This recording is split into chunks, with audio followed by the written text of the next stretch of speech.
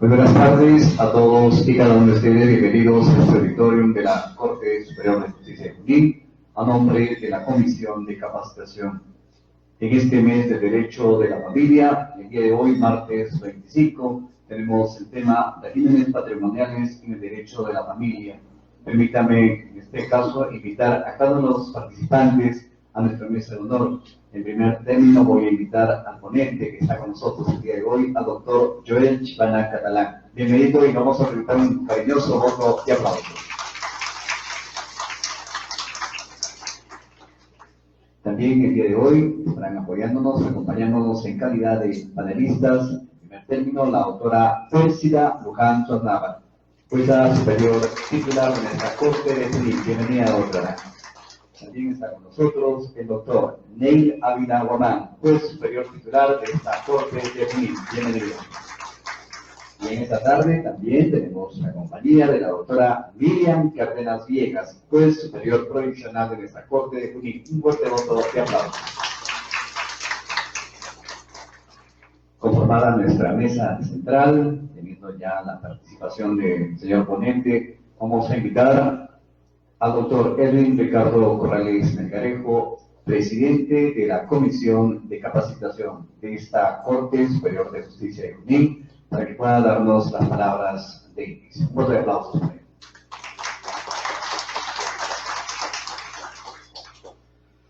Amigos, para mí es un gran honor presentar al doctor Joel Chipana Catalán, quien los méritos lo va a señalar con mucho agrado nuestro maestro de ceremonias, el señor Ronald. Sin embargo, quiero compartir con ustedes la hermosa experiencia que he tenido de conocerlo hoy día en el almuerzo, un cusqueño que se abre paso en la ciudad de Lima y llega a alcanzar un puesto muy importante en un estudio prestigioso en la ciudad de Lima. Todos conocemos pues al jurista, el catedrático también, el Castillo Freire, un gran civilista, y el doctor Joel Chipana está siguiendo los pasos y ahora nos trae novedades en este tema tan interesante en la que se intersectan el derecho de familia y el derecho a la propiedad, los regímenes matrimoniales en el derecho de familia. Bueno, pues nos trae la novedad de inquietarnos sobre estos temas tan interesantes y presentar interrogantes que seguro, por su vasta experiencia, los panelistas sabrán responder, sabrán aportar. Quiero también invitarlos a todos ustedes para el día viernes, es la última fecha del derecho de familia. La doctora María Consuelo Barleta Villarán expone el principio de proporcionalidad en la justicia juvenil, un tema muy interesante, sobre todo cuando tenemos que enfrentar los conflictos que nos traen los adolescentes infractores y la pena proporcional, razonable que les corresponde. Quedan pues ustedes invitados para este viernes 28 a las 5 de la tarde para recibir a la doctora María Consuelo Barleta Villarán, que viene de la ciudad de Lima, también es una docente de la Universidad Católica y también de la Academia de la Magistratura. Estarán los doctores Daniel Machuco Urbina, Ciro Rodríguez Aliaga, Gabriela Caguamaca Quispe como panelistas.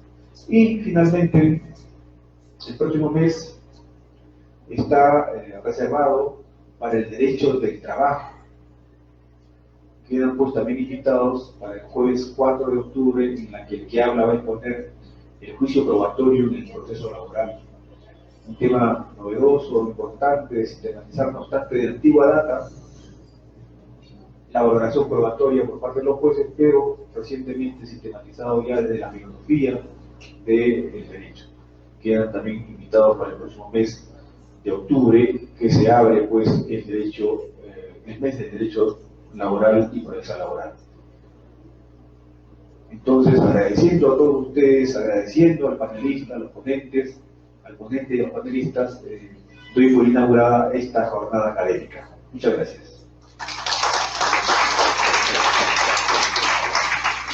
Muchas gracias, señor presidente de la Comisión de Capacitación. Y ahora permítame presentar, abogado por la Pontificia Universidad Católica del Perú, profesor en la Universidad San Martín de Porres, abogado asociado del estudio Castillo Freire y árbitro independiente, uno de los jóvenes valores del derecho civil peruano que en esta oportunidad la Comisión de Capacitación tiene a bien de presentar. Pues amigas y amigos, con ustedes el doctor Joel Chipana Catalán. Lo recibimos con un fuerte voto de aplauso.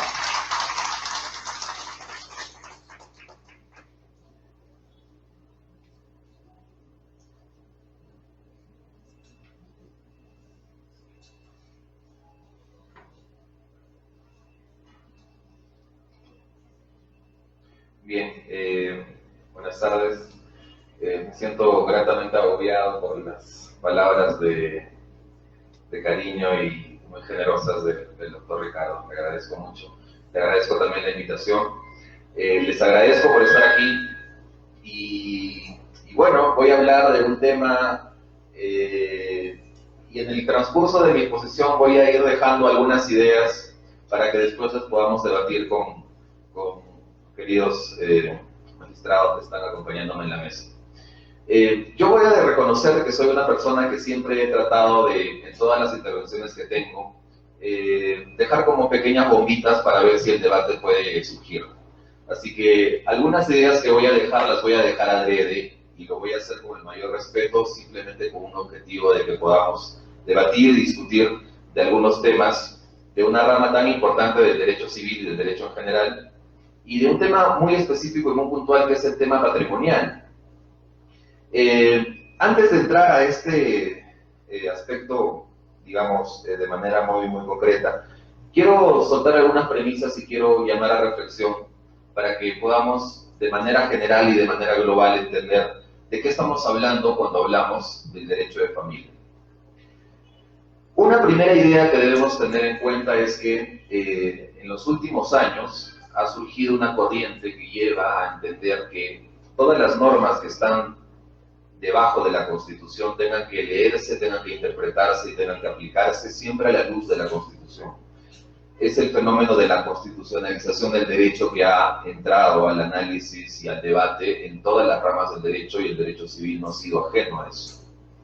Esto también significa que el derecho de familia, como parte del derecho civil, naturalmente tiene que entrar en esta línea de debate, en esta línea de intercambio de posiciones teóricas y prácticas también.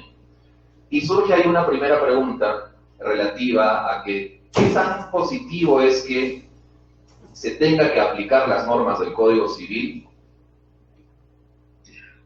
e incluso dejar de aplicarlas por aplicar principios constitucionales. Y esto es algo importante, porque si hacemos un análisis superficial, de plano vamos a decir que la Constitución es la Constitución y más allá de la Constitución no pasa nada. Y todo lo que esté debajo de la Constitución que vaya en contra de la Constitución no se puede aplicar. Eso es lo que hemos aprendido y eso es lo que hemos estudiado en la Facultad de Derecho. Pero el Código Civil es un cuerpo normativo que contiene un conjunto de reglas y la Constitución contiene un conjunto de principios. Entonces, a falta de una regla, recién podremos hablar de la aplicación de un principio. Pero si existe una regla, no tenemos por qué aplicarla a la luz de algún principio, porque la regla está clara para ser aplicada al caso concreto. Entonces, mucho se ha dicho sobre esto.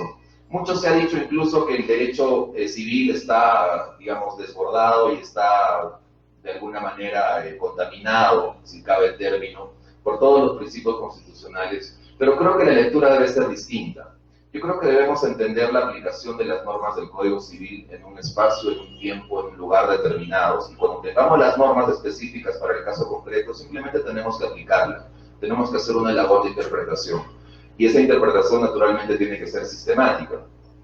Yo sé que este es un tema mucho más amplio, pero dejo una idea ahí. No estoy diciendo que no se aplique la Constitución, no se me entienda mal. Lo único que estoy diciendo es que este análisis tiene que darse por pasos. ¿Tienes el Código Civil? Aplicas tu Código Civil. Cuando tu Código Civil no es suficiente, recién puedes entrar a aplicar principios. Recién puedes entrar a hablar de la aplicación concreta, al caso concreto de estos principios, de este conjunto de normas que tiene nuestra Constitución. Es claro también que no hay normas, o no deberían existir en el sistema normas que vayan en contra del contenido propio de la Constitución. porque hay claramente por un tema de jerarquía la Constitución va a primar y va a ceder la norma infraconstitucional. Entonces, el derecho de familia, que sigue esta línea también, ¿cierto? Es una de las ramas del derecho civil que está en constante cambio. Yo me he permitido hacer un análisis cuantitativo, por ejemplo, para dar dos datos muy concretos. El Código Civil vigente a la fecha tiene más o menos 200 modificaciones en todo su cuerpo normativo. Saben que tenemos 2.122 artículos y se han modificado en más de 30 años, más o menos, poco más de 200 artículos. Pero cuando uno entra al análisis de ver qué se ha modificado, se va a enterar y se va a dar con la sorpresa de que en el derecho de familia se ha modificado casi la mitad de todo este conjunto de modificaciones. Se han modificado más de 100 artículos. Y eso nos tiene que llevar a una reflexión, porque tenemos que preguntarnos qué está pasando. Pues que el código era malo cuando salió y tenía una regulación deficiente y es por eso que se han originado este conjunto de modificaciones. O es que el Código Civil cuando salió en su momento podía hacer frente a las circunstancias de ese espacio y de ese tiempo, pero que esta rama del derecho ha evolucionado de una manera completamente distinta al resto, que ha hecho que el legislador empiece este proceso de modificatorias de muchos artículos del Código Civil. Yo creo que es lo segundo. Y es lo segundo porque el derecho de familia es una rama que, a diferencia de los otros libros o de las otras materias del derecho civil, tiene cambios brutales. ¿Okay? Voy a soltar algunas ideas, por ejemplo. Hasta hace algunas décadas, la regla general era que la gente se case. Ahora esa regla se está invirtiendo, porque las uniones de hecho están cobrando mucho más fuerza en desmedro del matrimonio. Y esa es una tendencia que va a seguir presentándose en el tiempo con seguridad. ¿Quieres entrar a hablar de las razones? Podríamos hablar incluso de aspectos enteramente subjetivos como el compromiso que tiene una persona para asumir una relación de este tipo. Muchas personas ahora no tienen ese compromiso para iniciar una relación en los aspectos y en los términos que antes sí se tenían. Tengo amigos que se han casado y al año se han divorciado. Entonces una vez una amiga me decía, oye, ¿y por qué te has divorciado? Yo le preguntaba, ¿no? Y ella me decía, lo que pasa es que solamente hay una causal para el divorcio. O sea, las causales de tu código no sirven. La única causal para el divorcio es el matrimonio. Y yo le digo, y yo no entendía, ¿no? Yo le decía, ¿por qué? Y ella me decía, mira, Joel, hemos estado 9 años enamorados y en los 9 años nos ha ido de maravilla. Nos hemos casado y no sé qué ha pasado. No logro entender qué ha pasado. Y como ese caso, tengo 3 casos de personas muy cercanas. Esa realidad nos da una reflexión. ¿Qué está pasando? Porque esto es derecho de familia tal cual, ¿eh? Matrimonio es derecho de familia. Otro dato. Antes se pensaba que la sociedad de gananciales, se sigue pensando en algunos lados, era la regla y tenía que ser la regla, pero de un tiempo a esta parte las personas están optando por la separación de patrimonios. ¿Te casas? Sí, pero separación de patrimonios, ¿no? Entonces, ese es otro dato que hay que también analizar. ¿Qué es lo que está pasando?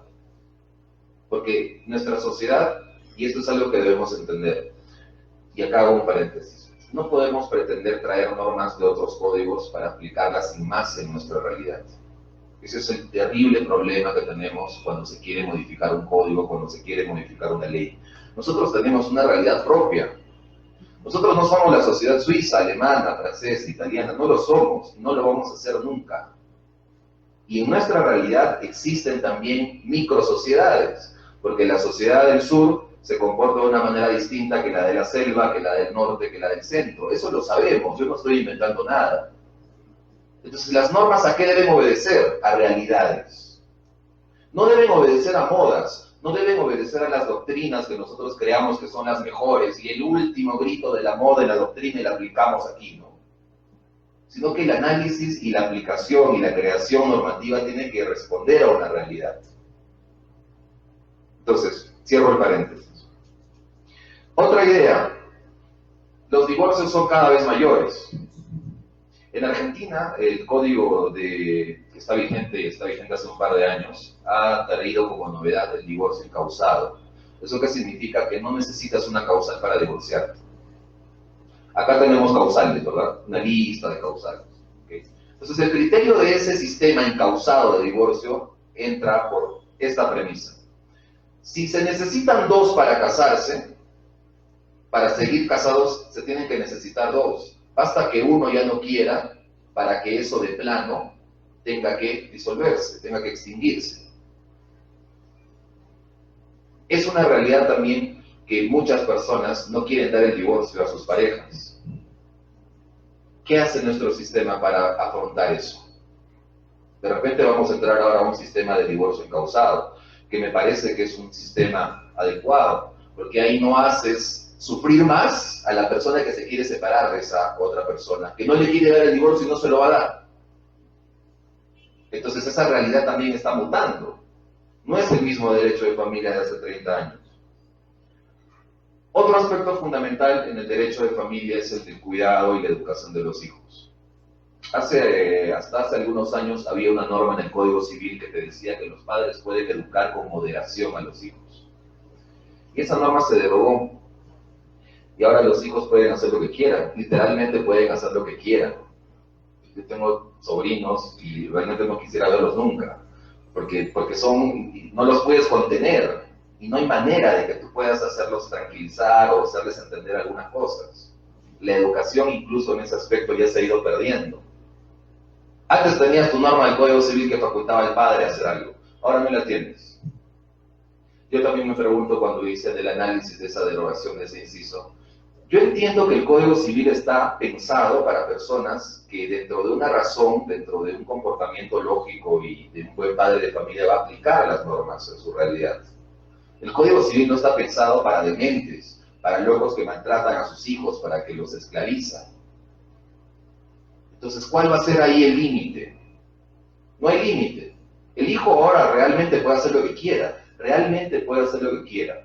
Y he visto casos en donde cuando el padre quiere ponerle un límite, el niño ya te recita todos los derechos, ¿verdad? Del Código del Niño y Adolescente. Ya lo sabe. No me puedes tocar, no puedes decir nada. Entonces el padre ahí se ve completamente limitado. Eso es otro aspecto importante del derecho de familia. Entonces, estos datos me permiten llegar a una conclusión preliminar en relación al tema general que es el derecho de familia, y es que esta es la rama que más cambios ha tenido y que más cambios va a tener en el tiempo. Tu concepto de contrato no se va a modificar. Tu concepto de principio de publicidad registral no se va a modificar. Se puede precisar en pequeñas cosas. Tus elementos del acto jurídico siempre van a estar ahí. Las reglas del domicilio van a estar ahí también. La división de bienes muebles e inmuebles también la tienes en la norma. En cambio, en el derecho de familia, si haces un análisis y un mapeo de todas las instituciones que se regulan, pues vamos a dar cuenta de que todo el tiempo está cambiando. Todo el tiempo está cambiando y todo el tiempo va a cambiar. Entonces, el análisis que se tiene que hacer en esta rama tiene que pasar por entender esa realidad, que es que no estamos ante una materia estática, sino estamos ante una materia completamente dinámica, que conforme pasa el tiempo y conforme te mueves de un lado a otro, va a tener particularidades específicas. Si no entendemos eso, va a ser complicado aplicar y entender el derecho de familia, porque vamos a tener problemas. Es como el superhéroe, ¿no? En vez de ponerte primero la ropa interior, te vas a poner el pantalón, ¿verdad? Entonces ya, no tiene que ser así, pues tiene que haber un orden siempre. Entonces, el aspecto geográfico también es fundamental para entender estas distintas realidades. Y acá también va a entrar, y entra en el análisis y en la, de alguna manera, en el problema-solución, el rol de nuestros jueces. Porque el derecho de familia, aparte de lo que les acabo de mencionar, es un derecho que también lleva una carga subjetiva importante. Te hablo simplemente de un caso concreto para que me entiendas y para que te des cuenta de que en uno y otro caso se piensa distinto sobre una misma situación jurídica. Por ejemplo, las uniones de hecho. O por ejemplo, las uniones de personas con el mismo sexo. Si tenemos un juez que es conservador y no cree en eso, fíjate lo que va a pasar. Su carga interna la va a llevar, inexorablemente la va a tener que llevar a la aplicación de las normas que tenga y de las situaciones que tenga que resolver. Porque es así, porque un juez siente, un juez sabe, un juez tiene predilecciones, tiene deseos, tiene formas, tiene concepciones de vida, lo han criado de una manera específica. Pero otro juez de repente dice, yo no tengo ningún problema con eso y me voy de frente. Entonces, en esos aspectos, la carga subjetiva de quien va a administrar justicia también es importante que se tenga en cuenta. El caso más paradigmático ocurre en la Corte Suprema de los Estados Unidos, donde siempre ha existido un balance entre jueces conservadores y jueces demócratas. Entonces tú me dirás, pero son jueces y tienen que resolver el problema. Sí, lo resuelve, pero en la resolución del problema lleva siempre inmersa una carga subjetiva en lo que creen, las creencias de esos jueces. Algunos son conservadores, no te van a permitir el matrimonio homosexual. Otros no lo son, te van a permitir el matrimonio homosexual. ¿Eso es jurídico? No necesariamente es jurídico. Entonces, en familia, ese aspecto se nota de manera muchísimo más clara. Muchísimo más clara. Entonces, también hay que entender, nuestros jueces tienen que ser garantes. ¿Tienen que regirse a la ley? Sí, tienen que regirse a la ley. Pero nosotros no podemos pretender creer que un aspecto, por lo menos mínimo, aunque el juez trate de controlarlo, siempre salga a la luz. Hay casos en donde eso será alarmante y otros casos en donde eso será natural, completamente natural. Pero esa es una realidad también que se tiene que aplicar. Que no se aplica, por ejemplo, en un tema de resolución contractual de un contrato de compraventa. Porque la norma de resolución es clara, y ahí si el juez es de demócrata o republicano o lo que sea, de izquierda o de derecha, igual va a resolverlo en un solo sentido. En cambio, en el derecho de familia eso no necesariamente va a ser así, porque la carga personal siempre va a estar presente, porque son relaciones intersubjetivas. Entonces ese es otro tema que también debemos tener en cuenta, ¿no? Ahora, podríamos hablar de un único derecho de familia, es algo que yo me preguntaba hace unos días cuando preparaba esto. Habían profesores, Héctor Cornejo, el gran maestro, decía que necesitamos crear un código de derecho de familia, que esté fuera del Código Civil, ¿no? Hay posiciones e incluso algunos países donde tienen sus propios códigos de familia, así como ocurrió con el Código de los Niños y Adolescentes, que se desligó del derecho civil que tenía normas generales y ahora tiene su propio código. También existen voces que dicen que el derecho de familia, justamente por estos cambios constantes y esta realidad, necesita un código distinto. Es una idea que, por ejemplo, entre las tantas ideas la voy dejando, ¿no? ¿Podrá funcionar? ¿No podrá funcionar? Hablaba con la doctora y me decía que hay una ley que va a salir ahora y que se tiene que implementar el seguimiento a estos supuestos en donde se dictan medidas, ¿verdad? Entonces, acá también hay otra realidad, porque se está atomizando el derecho. ¿Por qué se está atomizando? Porque ya no estamos en una época de códigos. Ahora estamos en una época de leyes que van saliendo conforme una realidad te exige que votes una ley y sacas una ley. Entonces estás desmembrando el Código Civil. Antes pasaba que tenías la prenda, ahora ya no tienes la prenda, tienes la garantía mobiliaria en una norma específica. Antes en el Código Civil se regulaba el arbitraje. Ahora se derogó toda la normativa de arbitraje y tienes una ley de arbitraje específica. Tenías derecho de los niños y adolescentes, ahora tienes un código de los niños y adolescentes. Entonces, ¿cuál es la finalidad? ¿Cuándo esto va a detenerse o no se va a detener? O estamos entrando a ese sistema. Es otro tema también en el que debemos ponernos a pensar un poco más. Bien, hechas estas, soltando estas ideas, voy a entrar a hablar de algunos temas puntuales del régimen patrimonial. Y sí debo decir, porque tengo que decirlo porque es en lo que creo, que me parece que el régimen patrimonial en el derecho de familia nada tiene que ver con el derecho de familia. Porque estamos hablando de cosas, estamos hablando de patrimonio. ¿Ok? Entonces, esa es una premisa, y bajo ese enfoque es que voy a yo empezar a exponer algunas ideas. No voy a hablar de derecho de familia, voy a hablar de un régimen patrimonial específico que ocurre en una situación específica. ¿Ok? Bien. Ahora, una cosa es el origen y otra cosa es la consecuencia. En el caso concreto, el origen es ¿a qué régimen te vas a sujetar? ¿Gananciales o separación de patrimonios?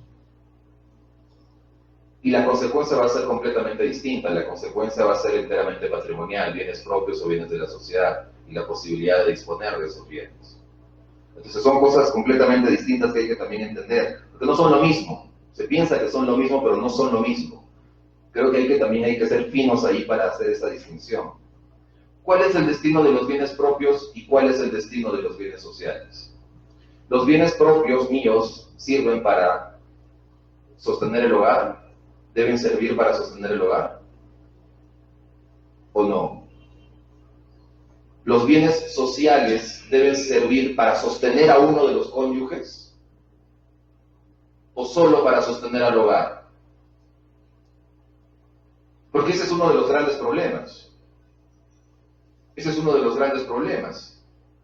Si yo tengo mi dinero, tengo mis cosas, tengo mis bienes, ¿como un acto de liberalidad puedo sostener al hogar? ¿O es que tengo una obligación de sostener al hogar? Sé que hay una obligación en el Código Civil, hay un artículo específico, pero mi pregunta no va enfocada a eso, sino mi pregunta va un poco más allá, a analizar la pertinencia o impertinencia de esa norma. ¿Debe servir para que se sostenga el hogar o no? ¿Y cuáles son los mecanismos para que me obliguen a que eso ocurra? ¿Puedo dejar en la miseria a mis hijos y obtener la gran vida?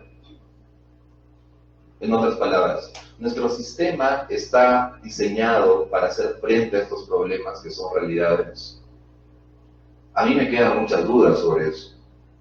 Ahora, otro aspecto importante en el régimen patrimonial es que, si se dan cuenta, existen muchas presunciones.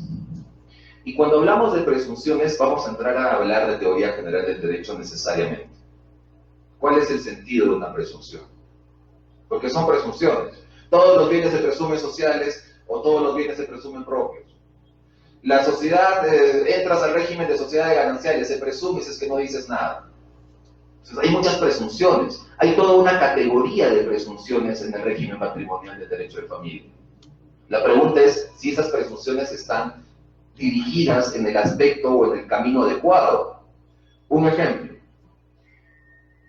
La regla debe ser que por default, a falta de acuerdo, a falta de manifestación de voluntad, deba entrarse a un régimen de sociedades gananciales, o la regla debe ser inversa, que si no dices nada, te sigues quedando con tus bienes, separación de patrimonios. Porque si nos ponemos a pensar en esa regla, vamos a llegar a conclusiones distintas. Yo creo que entrar a un régimen de sociedades gananciales podría generar muchos problemas. De hecho, los genera, porque al momento de la liquidación hay una pelea, una pugna eterna. Yo he visto un caso, y me da mucha risa contarlo, porque lo he visto y lo tengo que contar. Era una familia, dos esposos que se habían separado, ya procede la liquidación. Estuvieron de acuerdo en todo, menos en quién se iba a quedar con el perro. Llegaron al extremo de que la señora le dijo, te doy un carro, pero déjame el perro. Y el esposo le dijo, si quieres quédate con uno de los departamentos, porque eran como 7 inmuebles que tenían. Y nadie no se quería quedar con el animal. ¿Cómo creen que se ha resuelto eso? División y partición, no matas. La tenencia compartida, pero es una cosa, pues, ¿no? Ahí no hay régimen de visita, porque no es un sujeto de derecho, es una cosa, ¿no? Al final tuvo que haber un acuerdo de administración de la cosa, ¿no? Un mes con él y el otro mes con él. Pero para llegar a ese acuerdo tuvieron que pasar, sin mentirles, como 8 meses, porque nadie se quería quedar sin la mascota, porque era una mascota que representaba mucho. De repente algunas personas acá tienen ese sentimiento, digamos, casi fraterno hacia sus mascotas, que lo cuidan mejor que ellos mismos, ¿verdad? Tú puedes estar sin comer, pero tu mascota no, ¿verdad? Y eso pasaba con esta pareja. Adoraban a su mascota, no tenían hijos. Entonces, este ejemplo, que es real, me lleva también a preguntarme, yo creo, sinceramente, que el régimen que debería regir en nuestro sistema es el de la separación de patrimonios. Cada uno debe, digamos, procurar tener lo suyo y de manera conjunta dar lo que tengan que dar para el sostenimiento del hogar, naturalmente atendiendo a las realidades de cada uno. Si uno gana 50.000 soles y el otro 3.000, no vas a pedir pues, que den lo mismo, ¿verdad? pero creo que ese es un sistema mucho más sano, porque antes del divorcio, que puede pasar, es una posibilidad, ya no vas a tener problemas en relación al destino de los bienes que cada uno tiene. Claro, entrarás a un régimen de copropiedad sobre algunos, pero ese es otro cantar, ¿verdad? En cambio, si tú tienes el régimen que tenemos, los problemas van a existir, han existido y van a seguir existiendo. Porque justamente cuando entras en una situación que es la que el divorcio te presenta, yo no me he divorciado nunca, pero me han contado. Entonces, dicen que es lo peor que le puede pasar a alguien. Es lo peor. Porque la persona a la que tú amabas y con la que tú habías compartido tantas cosas, de pronto se vuelve tu peor enemigo. A veces alimentado por terceras personas. Entonces hay algo que es una relación intersubjetiva de sentimiento puro, ya vas a meter otro ingrediente que es el patrimonio. Y en el patrimonio te sacas hasta la cuchara. Yo estuve en un arbitraje, abogado de parte de una familia, se separaron y se pelearon hasta por los cubiertos. Eran cubiertos de plata, ¿ya? Pero se pelearon por los cubiertos. Entonces, no había cuándo acabar, y eran detalles, eran joyas, era mobiliario, eran cosas que tenían que tener pues un propietario. Entonces, suelto una primera idea para saber qué régimen es el mejor o el más adecuado, por default. ¿El de sociedades gananciales o el de separación de patrimonios? Yo creo que el de separación de patrimonios va a tener o va a traer menos consecuencias negativas a futuro. Ahora, tú me podrías decir, porque me lo han dicho, de repente lo has pensado, ¿y el amor? Se supone que cuando te casas, agarras pues hueso, pellejo y carne, ¿verdad? O sea, todo, ¿verdad? Lo bonito y lo feo, ¿cierto? Y se supone que si te vas a casar, pues te vas a casar para siempre, ¿verdad? Hasta que la muerte los separe. Se supone. Entonces, ese puede ser un argumento, pero es un argumento ya de creencia. No creo que pueda ser un argumento jurídico. Porque al final nadie sabe con quién se casa. Tú crees que conoces a la persona, pero realmente de repente ni la conoces. De repente tiene una doble identidad. Entonces, ¿cuál es el argumento para hacer frente a esto? Yo la verdad no veo un argumento sólido desde un punto de vista jurídico, y el análisis en este caso tiene que ser jurídico. Yo les pido que hagan ese ejercicio que yo siempre hago, ¿no? Dejar el corazón a un lado y ser enteramente racionales. ¿Qué es lo que me trae más beneficios y menos aspectos negativos? Yo creo que la separación de patrimonios. Sinceramente creo que la separación de patrimonios te ahorra muchos malos ratos. En cambio, en la sociedad de gananciales ya entras en una situación que puede tornarse terriblemente odiosa, ¿no? Y fastidiosa. Entonces, ahí dejo una idea. Ahora, otro aspecto relacionado a esta separación o a estos regímenes patrimoniales, sociedad de gananciales o separación de patrimonios, es la posibilidad de modificarlo, ¿no? Entonces, si tú entras en una sociedad de gananciales, puedes modificarlo vía acuerdo y puedes entrar a un régimen de separación de patrimonios. Conozco el caso de un profesor, no voy a decir su nombre, pero es muy famoso en el país, que en 4 años ha cambiado de régimen 5 veces. Se casó con sociedad de gananciales. A los 4 meses, separación de patrimonios. Luego, a los 4 meses más, sociedad de gananciales, y así 5 veces. Y tú me preguntarás cómo lo sé. No puedo decirte la fuente, pues no. Pero pasa. Y ha pasado. Entonces ahí uno se pregunta, ¿por qué ocurre esto? Me queda claro que es válido que eso ocurra, que esa salida legal exista. Está bien que exista. ¿Ok? Pero ahora, cuando entramos a la sustitución judicial, ahí el tema es un poco más picante. Porque a veces tu pareja, tu cónyuge, no quiere modificar el régimen patrimonial. Entonces tienes que ir al juez. Entonces yo he encontrado alguna jurisprudencia interesante. Y dice, ¿no? Por ejemplo, permítame leer 3 líneas. Es importante precisar que la variación del régimen patrimonial del matrimonio a través de la vía judicial se dirige preeminentemente a salvaguardar el patrimonio por efecto de una deficiente intervención económica. Es el caso en el que estás en una sociedad de gananciales y uno de los cónyuges está derrochando todo lo que puede derrochar. Entonces, para no tener que estar perdiendo todos los bienes, yo sé que existen limitaciones a la transferencia y todo lo que viene luego y de lo que voy a hablar posteriormente. Pero hay casos en que uno de los esposos derrocha, pues, ¿no? Entonces tú dices, no, quiero entrar en un régimen de separación de matrimonios. Porque tú ya, si quieres gastar, gasta lo tuyo. No te juegues con el patrimonio nuestro, ¿no? Entonces, como él no quiere, pasa al juez. Entonces, lo que esta expediente, lo que esta casación dice, su finalidad no es sancionar, sino cautelar los intereses patrimoniales del afectado. Ese es un enfoque que es importante. Cuando hay una sustitución judicial del régimen, lo que el juez diga y lo que el juez ordene no debe entenderse como una sanción a ese mal cónyuge, sino debe entenderse como una protección al que lo está solicitando. Ese es el enfoque que se le tiene que dar, porque es fundamental entenderlo de esa manera. ¿Okay? Ahora, yo también me preguntaba en este punto, si la regla que el código te dice es, estando en gananciales puedes entrar a separación de patrimonios pidiéndose el juez. No dice nada más. Yo me pregunto, si estoy en separación de patrimonios, ¿no puedo pedirle al juez entrar a gananciales?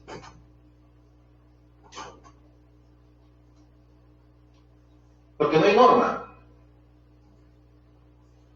Porque en un caso sí, en otro no. No, el código no te dice nada. Es una pregunta que suelto, ¿no? ¿Debería haber una reforma en ese sentido? ¿O es que para entrar a la sociedad se necesita necesariamente el acuerdo de voluntades? Manifestación de voluntad, ahí entramos a teoría del acto jurídico, ¿verdad?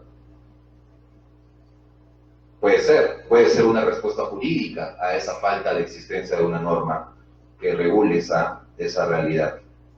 Ahora, otro aspecto importante también relacionado a este tema es el referido a las deudas personales del otro cónyuge, ¿no? El 308 del Código Civil te dice, los bienes propios de uno de los cónyuges no responden de las deudas personales del otro, a menos que se pruebe que se contrajeron en provecho de la familia. ¿No? Esta es una norma que me parece interesante, junto con la de la liquidación del régimen patrimonial. Entonces, 298, al terminar la vigencia de un régimen patrimonial se procederá necesariamente a su liquidación. Estas dos normas que he leído, no creo que tengan mucho de derecho de familia, porque es un tema estrictamente patrimonial. Algún profesor decía, todo este capítulo, todo este título de esta parte de este libro del Código Civil debería entrar en los derechos reales, porque es un tema de cosas, no es un tema de familia, es un tema de cosas, y se le tiene que tratar como cosas. No es una relación intersubjetiva, no hay sentimiento, no hay esa carga personal, es enteramente patrimonial. ¿Será eso una medida adecuada? Ahora en el intercambio de ideas seguramente vamos a conversar sobre esto. Y otro tema importante, y esto lo cuento porque es un caso que también vi, es un caso realmente inverosímil. Y yo desde esa vez dije, nunca me voy a casar con una abogada, nunca lo voy a hacer. Porque fue increíble lo que ocurrió. Una persona joven, propietaria de un predio, y construye en el predio un edificio de 10 pisos de departamentos. ¿Okay? Nunca independizó, un predio alejado, no tan alejado, estaba en Lima, pero estaba en un distrito un poco alejado. Entonces, a punta de esfuerzo, de trabajo, construyó sus 10 pisos, sus departamentos, empezó a alquilar sus departamentos, conoció una chica, abogada, y se casaron. Entonces, todo iba bien hasta que empezaron los problemas y los celos, ¿verdad? Que nunca faltan. Entonces, la chica abogada, muy capaz, quería trabajar. Y el chico le decía, pero ¿para qué vas a trabajar si con las rentas de los 10 pisos tenemos 20 departamentos? Estamos viviendo de los más tranquilos. No trabajas.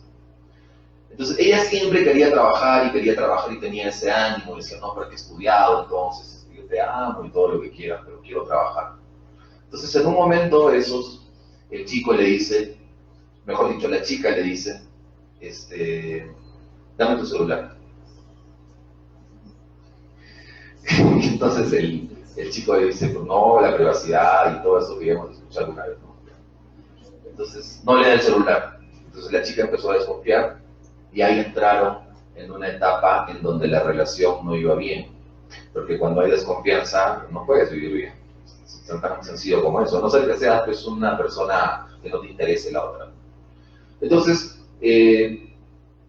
hay una frase, ¿no? El que busca encuentra, ¿no? ¿Ya? Y la chica buscó. Pues. La chica buscó, abogada penalista. Y encontró. Entonces este chico, su esposo, le estaba engañando. Entonces, como ella es una abogada y todo bien, le dijo, nunca le dijo nada de lo que había descubierto, sino que le dijo, mi amor, ¿sabes qué? Yo sé que vivimos bien, pero la verdad yo quiero ejercer mi carrera y yo quisiera poner un estudio de abogados en el edificio, en el último piso de Los Aires, voy a construir una oficina pequeña y permítame trabajar a mí ahí. Entonces el chico le dijo, está bien, así hay cámaras por el edificio, ya, ¿no? Cada ladrón piensa, ¿no? De acuerdo a sus condiciones. Sí, ya la voy a tener controlada. Construyó una pequeña, que parece una caseta, la verdad, cualquier cosa. Entonces construyó, empezaron a llegar 2, 3 clientes, unos 3 meses, y de pronto la chica le dice que me quiero divorciar. Y ahí le saca todo, pues dice que sí, me has engañado, que están las pruebas, y que se lo dejó en un file impreso, ¿no? Con fotos y todo. Bien preparado, bien foliado y todo.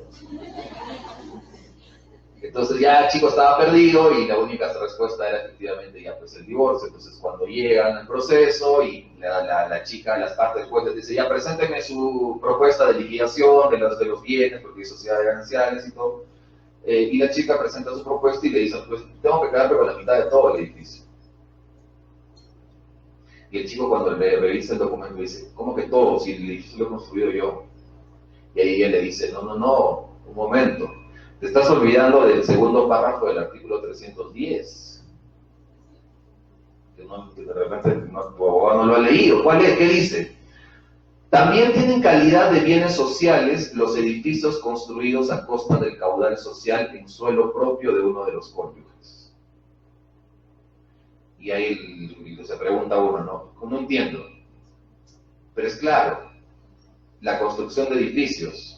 Porque luego de que ella construyó su caseta en el último piso, ella impulsó la declaratoria de fábrica para que el bien se inscriba en el registro. De esa manera arrastró en la inscripción los 10 pisos. Bacán, ¿no? Entonces, el chico que quedó completamente anodado, dije, oye, ¿qué está pasando, no? Estoy vigente este código sí es el Código Civil, segundo párrafo, 310, regímenes patrimoniales. Al final, pues llegaron a una conciliación y la chica se quedó con 4 pisos, pero ya, se quedó con algo, ¿no? Entonces, esta norma, por ejemplo, es fundamental que se entienda, porque a veces no se tiene claro cuáles son los alcances de lo que dice. El supuesto es muy claro. Si te casas con alguien y está construyendo algo, y en el matrimonio termina la construcción, cuando hay divorcio, mitad, de todo. La norma es clara. Entonces, estas son las circunstancias que la práctica a uno le puede ofrecer, porque esto también es un tema que está directamente vinculado con el derecho registral, porque el análisis y el debate se dio también en ese ámbito. Bien, me quedan pocos minutos. Voy a hablar ahora de un caso que es fundamental, la disposición de los bienes de la sociedad conyugal. Nosotros todos, incluso yo, estamos sufriendo hasta ahora la inexistencia de un pleno casatorio, de la respuesta al octavo pleno casatorio, ¿verdad? El supuesto es muy sencillo. Un bien de la sociedad de gananciales, pero el bien es transferido a un tercero solamente por uno de los cónyuges. Ese es el supuesto, base. Hay muchos más supuestos. Entonces, ¿qué se dice, no? Y acá he traído recopilaciones de sentencias que con gusto las puedo compartir luego. Pero me parece importante tener en cuenta, y voy a leer de manera muy breve, las opiniones de los profesores que participaron como amicus en ese octavo pleno casatorio, porque todos tienen una respuesta completamente distinta, y hay que entender también el sentido de estos. Por ejemplo, el profesor Gastón Fernández dice, su postura fue la de declarar ese acto como ineficaz en sentido estricto, porque lo que se cuestiona es la falta del presupuesto de legitimidad. Mencionó 2 supuestos que se desprenden del contenido del artículo 315 del Código Civil. Primero, el cónyuge actúa en nombre ajeno, exceso y ausencia de poder de representación, supuesto en el que se aplica lo establecido en el 161 del Código Civil, que es ineficacia, claramente, ¿no? No hay representación, no hay poderes de representación, entonces todo acto que tú vayas a celebrar con terceros es ineficaz para el aparente representado, ¿verdad? Y dos, el cónyuge se arroga la titularidad del bien, que sería un supuesto de compra-venta de bien ajeno. Es decir, el cónyuge vende el bien diciendo que es el único propietario del bien. Y en ese caso, él no es el único propietario, sino el propietario de la sociedad de gananciales, que es la titular del bien. Pero el cónyuge actúa a título personal y dice, el bien es mío y te lo vendo. Entonces ahí entras al ámbito de la compra-venta del bien ajeno en sentido estricto. Alex Plácido dice que, y él opta por la nulidad por falta de manifestación de voluntad. Esta es una tesis que se ha asumido también en distintas jurisprudencias, porque dicen algo muy concreto. Oye, quien tiene que vender es la sociedad. Pero en este caso, no hay manifestación de voluntad de la sociedad, solo hay manifestación de voluntad de una persona que ha coadyuvado para que surja la sociedad. Entonces no hay manifestación de voluntad. Y si no hay manifestación de voluntad, el acto es nulo. Esa compraventa es nula. Enrique Barsi dice, optó por declarar a este acto como no ineficaz, pero precisó que se trata de una ineficacia suspendida, porque ante disposición unilateral de un bien social existe la posibilidad de que dicho acto se confirme y sea subsanado por las partes. Pero en los casos de colusión de uno de los cónyuges con un tercero, fraude, deberá aplicarse la sanción de nulidad por presentarse un fin ilícito. Rómulo Morales dice, dentro del primer párrafo del 315 se recoge una legitimidad directa y una legitimidad indirecta. La falta de esa legitimidad podrá originar la ineficacia del acto. De otro lado, dichos actos serán válidos y eficaces para el cónyuge que dispuso el bien y para el tercero, pero serán pasibles de ratificación por el otro cónyuge y en caso contrario podrá solicitarse la inoponibilidad vía judicial. Y finalmente Giovanni Priori, gran maestro, dice, la sanción a lo dispuesto por el 315 es la ineficacia por falta de legitimación. Una solución procesal sería la reconducción de la pretensión como un supuesto de excepción al principio de congruencia, de tal suerte que los jueces jugarán un rol importante al analizar caso por caso los supuestos planteados. Entonces, como ustedes ven, hay varios supuestos, varias respuestas que los profesores y los casos están otorgando a esta problemática. Entonces, cuando yo me puse a analizar este tema el año pasado, lo empecé a estudiar con detenimiento, y identifiqué 15 supuestos que nos van a dar respuestas completamente distintas. Hay más, ¿ok? Entonces, el problema no es que exista una solución para un caso concreto, porque aquí se está tomando como concreto solamente uno de todo el conjunto de supuestos que pueden presentarse. Entonces, la solución se tiene que dar atendiendo a particularidades, y las particularidades que las he enumerado pasan por detallar y entender lo siguiente. Por ejemplo, si el bien está inscrito en registros públicos o no lo está. Ese es un primer factor a analizar. Porque la respuesta no puede ser la misma. Tienes nulidad. ¿Por qué nulidad? Falta de manifestación de voluntad. Fin ilícito, objeto imposible, ineficacia, anulabilidad, compra-venta de bien ajeno, rescisión, resolución. Uno de los aspectos que tienes que analizar es eso, pues. Oye, ¿el bien está bien escrito o no? Porque eso te va a llevar por un camino distinto. Otro aspecto fundamental. Si el bien inscrito en registros públicos lo fue antes o después del matrimonio. Claramente ahí la respuesta va a ser distinta. ¿Verdad? Va a ser completamente distinta. Otro. Si estamos ante un matrimonio o una unión de hecho, por ejemplo. Ahí el problema se hace mucho más complejo. ¿Cómo vas a solucionar el tema de la unión de hecho y la disposición de los bienes de la unión de hecho? ¿Hay respuesta en el sistema? No la hay. Otro, si al momento de comprar el bien los cónyuges tenían en sus documentos de identificación el estado civil de casados. Esa es otra realidad. Porque a veces el que te vende, a ver, tu DNI, soltero, ¿verdad? Vas a RENIEC, soltero. Le compras. Cuando quieres tomar posesión del bien, la esposa está viviendo en el bien. Y le pregunta, ¿qué ha pasado? No, es que yo aquí vivo con mi cónyuge. No, pero el señor, tu cónyuge, el que dice tu cónyuge me ha vendido, dice es un bien de él. Explotó el asunto. ¿Por qué? Porque hay una falla del sistema. No del sistema civil, sino del sistema de registros y de RENIEC. Porque también tienen que estar metidos en ese cuento, no los podemos dejar fuera. Otro, si el cónyuge que no participó en la disposición del bien se ha visto defraudado por dicha transferencia o no. ¿Qué tal esa venta le conviene? ¿Qué tal el cónyuge que no participó en la transferencia? Esa transferencia le conviene. ¿Puede hacer algo? Y si no hace nada, ¿el que ha comprado puede hacer algo? ¿Puede impugnar? Otra. Si el tercero conocía que el vendedor era casado. Porque una cosa es lo que los documentos te digan que eres soltero, pero también puedes saber que eres casado. Eso te va a dar una respuesta distinta. Otra, si el tercero conocía que el bien era de la sociedad conyugal. Porque registralmente puede parecer como titular el que te está vendiendo, pero en realidad es de la sociedad conyugal. Y eso tú lo sabías, el que tú has comprado, maldito, si tú lo sabías, ya. Entonces, ¿cuál es la respuesta ahí?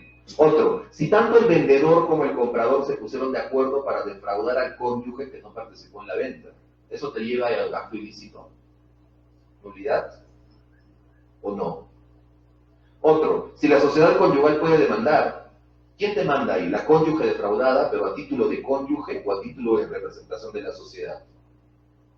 Porque son dos posiciones jurídicas, situaciones jurídicas procesales distintas. Yo puedo demandar como persona natural, pero puedo demandar como representante de la sociedad de gananciales, o puedo demandar como un tercero. Entonces, y hay más, te dejo dos más. Si un tercero ajeno al contrato se ve perjudicado por dicha venta, ¿qué puede demandar el tercero? Yo te vendo la venta a ti, comprador, vendedor, pero yo esa venta la hago para defraudar a un tercero. ¿Ese tercero qué mecanismos tiene? ¿La pauliana? ¿Sirve la pauliana para estos casos? Otro, si el Ministerio Público puede demandar cuando hay un caso de ilicitud. Perdón. Entonces, fíjense, amigos, el problema es muchísimo más complejo. Cuando yo entré a analizar este asunto, entendí realmente por qué hasta ahora no sale la sentencia. Porque si vas a sacar una sentencia, espero que sea una sentencia buena, no como algunas que ya no lo sacan, ¿no? Como el primer pleno casatorio, que es terrible, el noveno, que es fatal, ¿verdad? El quinto, que también no me gusta para nada. Es un análisis que se tiene que hacer de manera muy fina, porque todos estos y más son los supuestos que se presentan en esta realidad. Entonces, si tú me quieres decir que basta la sanción, la solución de la ineficacia, créeme que con todas estas variables, tu ineficacia servirá para un acto, no para todos los demás. Entonces, estudiando, leyendo el asunto, yo me preguntaba, entonces, ¿cómo puedo yo tratar de dar una respuesta a esto? Y la única respuesta que a mí se me ha ocurrido pasa primero por una modificación legislativa. Y en el artículo 315 del Código Civil se sanciona con nulidad toda disposición de los bienes realizadas por uno solo de los cónyuges. Se acabó. Se acabó el asunto. Nada de que la ineficacia, que me es oponible, que es oponible para ti, pero no para el tercero, y luego el tercero puede demandar. No. Con la nulidad la tienes. Porque la nulidad, al ser nulidad, y al permitirte la norma del 219 en uno de sus supuestos, cuando el acto jurídico es anulable, inciso 7, cuando la ley lo declara nulo, ok, mete en el 315 el supuesto de nulidad. Y para esos casos, sanciona con nulidad. ¿Eso qué te va a permitir? Te va a permitir un margen de acción muy amplio. ¿Por qué? Porque los legitimados para solicitar la nulidad va a ser cualquier persona interesada en el asunto. Ahí tienes a quién, al cónyuge defraudado. Ahí tienes a quién más, al comprador. De repente lo has engañado al comprador. El comprador no sabía. Ahí tienes al tercero, que puede verse perjudicado por esa venta. Es más, ahí tienes la posibilidad de que el Ministerio Público declare o inicie las acciones de nulidad por fraudes. Otra, el juez mismo puede declarar de oficio la nulidad porque es manifiesta. Primera ventaja. Segunda ventaja, tienes 10 años para demandar. Hay cónyuges, y eso ocurre en provincia más que todo, que se enteran que han vendido su única casa y que su esposo la ha vendido después de 4 o 5 años. Si tienes la acción de nulidad, tienes 10 años para demandar. La demanda es directa. Entonces, si agarramos la nulidad, yo creo que podemos solucionar muchos de los supuestos que se han presentado y que he leído aquí. Si agarra la ineficacia, teóricamente puede funcionar. pero en la práctica no te va a dar la respuesta que tú quieres. ¿Qué es lo que tú quieres? Derecho pronto, ¿verdad? Soluciones prontas, directas, claras, sin mucho drama. Ese es el sistema que debemos tener. Si entras por ineficacia, si entras por nulidad, por falta de manifestación de voluntad, no me puedes decir que hay falta de manifestación de voluntad, porque sí hay manifestación de voluntad. Algo hay que se parece a la manifestación de voluntad, no hay falta de manifestación de voluntad. Si quieres jugar por el tema de la falta de representación, igual te lleva al campo de la ineficacia, confirmación, lo que tú quieras. En cambio, si agarras el tema de los acuerdos, nulidad, modificas ese artículo, yo creo, sinceramente, que solucionas todo. Pero eso pasa por una modificación legislativa. Y para acabar, quiero hacer referencia de manera muy concreta a los plenos casatorios. A propósito de este octavo pleno casatorio que se convocó y hace más de 2 años y que no tiene respuesta. Existe un error que me parece que es cada vez más recurrente en el entendimiento del derecho. Porque nosotros debemos entender que pertenecemos a una familia jurídica. ¿Okay? Nuestra familia, ¿cuál es nuestra familia? Romano-continental, romano-germánica. ¿Cuál es la fuente del derecho en nuestra familia? La ley. ¿Ok? Estoy seguro que algunos de repente han estudiado derecho porque veían las películas de Hollywood, ¿verdad? Y en las películas de Hollywood veías al abogado exponiendo, ¿cierto? Frente al jurado y frente al juez, ¿verdad? Y por ahí al abogado siempre se le tiene que salir en ese sistema un precedente, un caso. Como se dijo en el caso tal versus tal, el juez en esa época resolvió de esta manera y el caso del que ahora estoy disponiendo yo es exactamente igual. Entonces tú, juez, debes seguir la línea jurisprudencial que ya se ha trazado y tienes que darme la razón. Sistema del common law. Y en ese sistema, ¿cuál es su fuente? Del derecho. La jurisprudencia, los precedentes. Ese es su sistema. Entonces, cuando yo hablo con muchas personas, hay algunas personas que viajan por algunas ciudades del país y siempre viajan hablando de lo mismo, que son la fuerza vinculante de los precedentes, los acuerdos penales. Entonces yo le digo, está bien, o sea, está genial que tú puedas dar una disertación sobre este tema, pero yo creo que antes de eso deberías tú meterle más énfasis y más punche y más fuerza a que las personas que te escuchen entiendan que nuestra fuente es la ley y nosotros nos debemos a la ley, los jueces se deben a la ley. Entonces, ¿qué es lo mejor? Además, ¿qué es más fácil? ¿Modificar un precedente de observancia obligatoria de un pleno casatorio o modificar una ley? ¿Qué es más fácil? El precedente, pues. El 9º precedente modificó el primero y el 4º.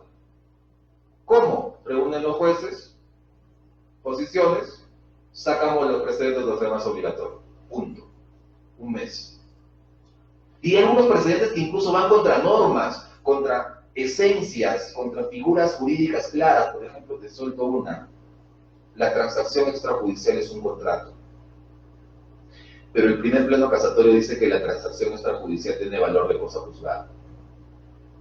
Entonces, cuando yo leí eso me quedé perplejo, porque tú no puedes decir que un contrato tiene calidad de cosa juzgada, porque la calidad de cosa juzgada y su naturaleza es completamente ajena a la esencia de un contrato. Esta es una naturaleza procesal, enteramente procesal. Nada tiene que ver con un contrato. El contrato es el contrato y vincula a las partes las obligaciones que surgen de él.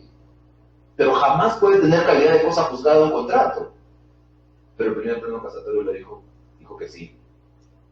Otra, 9º pleno casatorio. Convocas a un pleno para decir lo que la ley dice. ¿Qué dice? Que los jueces pueden declarar de oficio la nulidad cuando sea manifiesto. Artículo 220, segundo párrafo, clarito. ¿Para qué convocas a un pleno para decirme lo que la ley ya dice? Entonces, ahí existe un profundo malentendimiento de los alcances de la jurisprudencia. Yo, sinceramente, yo no creo que la jurisprudencia en nuestro país sea fuente de derecho, por un tema muy concreto, porque no es uniforme. Y para tener una fuente en sentido estricto, la fuente tiene que darte una respuesta a casos similares, pero tiene que darte una sola respuesta, no 20 respuestas. Ahora, no estoy diciendo que la jurisprudencia no sea valiosa, porque hay jurisprudencia valiosísima. Yo en mis clases en la universidad siempre tengo que enseñar con jurisprudencia, porque hay criterios interesantes que se desarrollan para ese caso concreto. ¿Los puedes utilizar para otros casos? Sí, pero no me digas pues que tienes que definitivamente hacer caso a lo que la Suprema dice y que todos los jueces de la República sigan ese lineamiento. Además, eso es inconstitucional, porque el juez es independiente. El juez solo se debe a la ley. El juez no se debe a la jurisprudencia. ¿Desarrolla jurisprudencia? Sí, está genial, y tienen que hacerlo. Y cada vez la jurisprudencia y la calidad de la jurisprudencia está aumentando. Pero no confundamos conceptos. Lo que ocurre con el octavo pleno casatorio y con todos los plenos casatorios pasa por eso, que se confunde conceptos, que no se entiende de qué sistema somos, qué sistema es el nuestro, y traen figuras que ni siquiera la verdad dan solución a eso. En casos muy concretos, por ejemplo, algo que yo critico mucho es la figura del precario, que trae tantos problemas en la realidad. A ver, saca a tu inquilino de tu casa, te va a demandar, ya lo demandas, ya. ¿Cuánto dura el proceso? ¿Por qué? Porque hay palabras, hay figuras como la del precario que se han metido en la discusión y eso hace que el tema se alargue mucho más. Entonces, amigos, ya para no quitarle más tiempo, en realidad el derecho de familia es complejo, altamente complejo. Yo reconozco que es una de las ramas más especializadas y más delicadas del derecho civil. La labor que tienen nuestros jueces es altamente especializada, pero sí me parece importante también fijar conceptos, ¿no? Delimitar situaciones, delimitar instituciones y entender que en realidad tenemos que ir por un camino que es el camino natural por el que debemos ir. Siempre tiene que haber debate, siempre tiene que haber, porque ahí está también el germen de las ideas, de las posiciones. ¿Sí? Entonces, espero que estas ideas que he dejado en el tapete, algunas sin responder, tal vez lo voy a responder ahí, les haya causado a ustedes algún tipo digamos, de ánimo de investigación, que es algo que yo siempre trato de dejar a donde voy, porque este es un tema altamente complejo, es un tema que no se ha estudiado bien, es un tema que una tesis te da, un artículo te da para tesis, si hay estudiantes acá, o maestrías o pregrado, tranquilamente puedes hacer una gran tesis en Derecho de Familia, porque hay muchísima información y además hay una falta clara de estudios de esta materia. ¿Sí? Entonces, gracias al profesor, al doctor Ricardo por la invitación, gracias por estar aquí, no pensé que iba a haber tanta gente, y a su disposición para lo que yo pueda hacerles de utilidad, y seguramente, bueno, mi nombre está, me pueden buscar en Facebook y me agregan y se acabó. Y nada, gracias a ustedes y gracias también a los miembros de la mesa.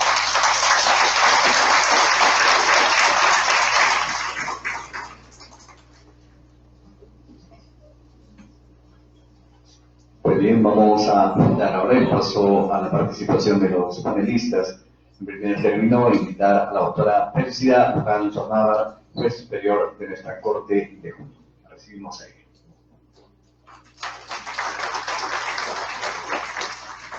Muchísimas gracias, estoy felicitando al doctor Chipana Catalán. Realmente, como usted señala, estamos hablando de lo que viene a ser un derecho de familia que de alguna manera hasta ahora como que no hemos comprendido la especialización, una subespecialización, dicen algunos, dentro del derecho civil. Dentro de lo que es este tema sobre el régimen patrimonial, debemos dejar en claro que este capítulo es uno de los capítulos que ha sufrido menos modificaciones, pero que definitivamente no responde a la realidad, ¿no? ¿Qué es lo que sucede? Este famoso 315 que ya lo ha estado señalando el doctor Chipana. ¿Qué hacemos con una aplicación de un derecho de familia al cual se le tiene que aplicar normas de un derecho civil rígido? Es más, ¿no? Una modificación, por ejemplo, del derecho de familia dentro del aspecto patrimonial, pero que increíblemente está en el tercer libro del Código Civil, pero por ejemplo en este caso concreto, es verdad, definitivamente para el 315 que ha originado el octavo pleno, que hasta ahora no sabemos la sentencia desde el año 2015, Pero definitivamente dentro de este régimen que desarrolla de alguna manera lo que viene a ser nuestro Código Civil, se va a fundamentar, y estamos en esa tendencia, como lo ha señalado ya el ponente, dentro de consagrar pues, la autonomía de la voluntad en el ámbito también de las relaciones patrimoniales entre los cónyuges. ¿Por qué? Si bien es cierto que tenemos un sistema legal imperativo, nos guste o no nos guste, como usted dice, la presunción, ¿no? Si tú no has elegido qué régimen patrimonial, simple y llanamente tu sociedad de gananciales, y que también es válido para lo que vienen a ser las uniones de hecho. Un sistema convencional no pleno, que de alguna manera, a falta de elección, en el Perú dice, va a lo que es sistema de gananciales. Lo otro sería, pues, ese es el camino de este derecho patrimonial, a un sistema convencional pleno. Abrir todo a la plena autonomía de voluntad de los cónyuges. Señalar definitivamente cómo quiero desarrollar este régimen patrimonial. Es verdad que respecto a la sociedad de gananciales, es un aspecto, como dice, civilista dentro del derecho de familia. Un régimen patrimonial dentro de relaciones conyugales, dentro de relaciones personales. Es verdad, dice, oye, ¿cómo vas a contribuir tu marido y mujer, que aún utilizamos ese término porque esos son los términos que emplea el Código Civil, en la atención de las necesidades del hogar, grupo familiar, pero además pues también la administración que van a tener sobre la propiedad, los bienes, no solo los que ya tienes, los futuros, y en muchos casos de repente lo que tú estabas viendo de que era un bien propio, como dice el doctor, que definitivamente por ahí el 310 del Código Civil te dice, oye, eso también lo construiste y está dentro de lo que es la sociedad de gananciales. Uno de los aspectos que sí quiero señalar y que lo ha tomado en consideración nuestro ponente, doctor, es verdad, hay un desarrollo en lo que viene a ser cambios dentro de lo que viene a ser el derecho de familia. Pero increíblemente, la casuística que tenemos nosotros los jueces no versa mucho, y hablemos así, en la gran discusión de repente en lo que es la división, partición de los bienes, en la liquidación de la sociedad de gananciales, 320 siguientes.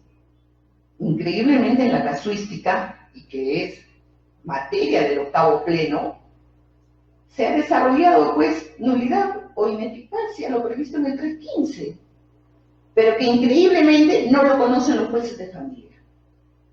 Solamente lo conocen los jueces civiles. Eso lo vemos en la sala. Entonces, como un juez competente para lo que viene a ser el libro segundo, que es un juez civil, tiene que analizar el aspecto matrimonial del libro tercero. A veces como que no se entiende, pero ¿por qué dice tanto el derecho de familia? Es que el derecho de familia, usted lo está señalando, se va a una especialización,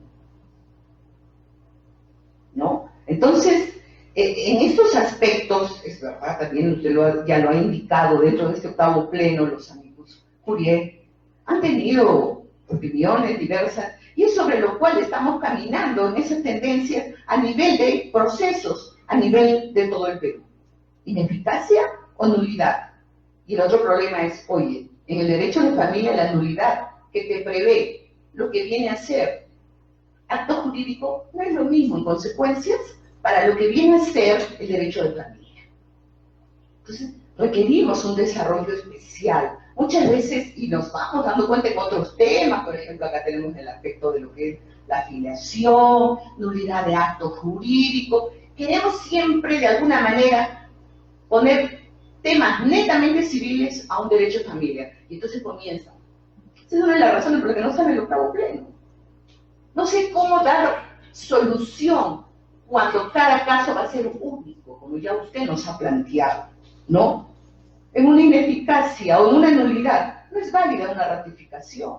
Si uno de los cónyuges dice, bueno, sí sabía que habían dispuesto un bien ajeno.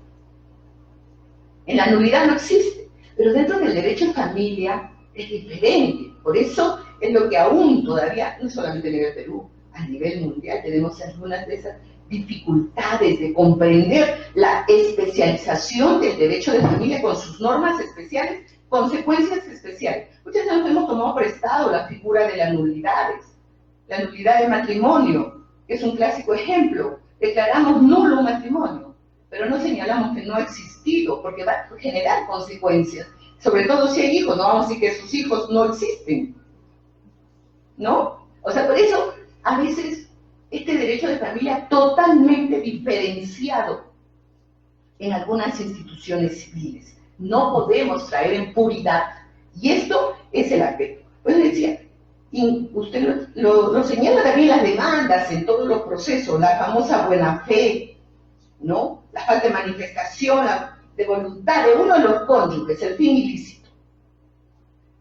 La gran mayoría hemos en algún momento optado por lo que viene a ser la nulidad, pero no lo hemos desarrollado, y esto lo puede ver usted también, doctor, en las diferentes casaciones.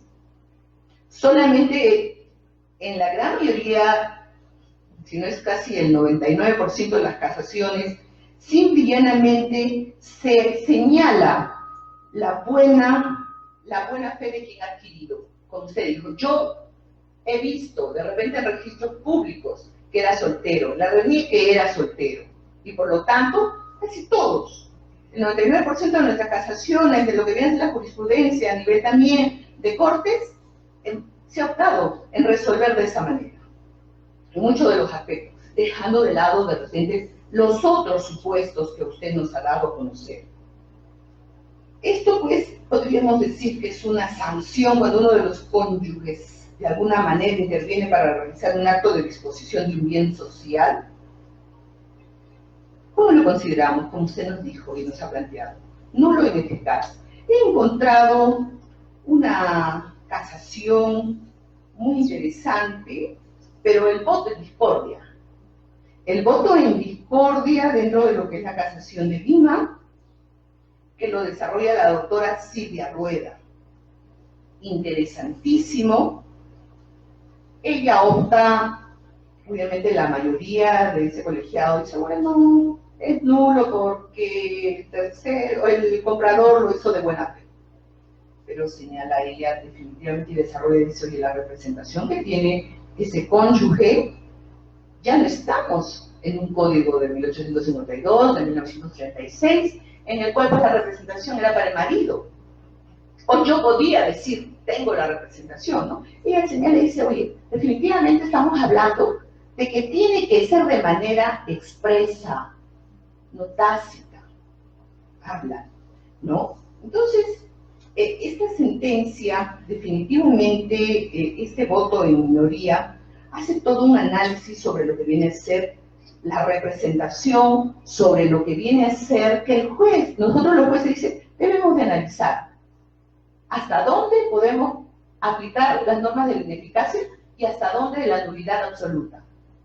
Nulo, no existe, no tiene esa consecuencia, porque por una falta de manifestación, pero sí dijo usted que sí hay, sí, pero no intervino el otro cónyuge. El 315, ¿qué contiene? Requisito de nulidad, contiene un requisito en la intervención para la enajenación de los bienes conyugales, un requisito que de alguna manera podemos, como lo ha señalado, hablar de disposición de bien ajeno, ineficaz. Entonces, estas normas no desarrolladas claramente como usted lo ha indicado, pero tampoco personalmente no creo poder irnos solo a una nulidad o solo dejar una eficacia. Personalmente yo creo en lo que viene a ser un tratamiento especial, tanto en lo patrimonial como en las relaciones personales que tiene que darse en lo que viene a ser el matrimonio y en estos regímenes, en los regímenes patrimoniales. Entonces, eso era el aspecto que quería que el ponente de alguna manera también pueda aclararnos, ¿no? Ahora, solo basta esa modificatoria del 315 con señalar que la sanción es de nulidad y que actualmente ese 315 carece, obviamente, de lo que viene a ser esa sanción.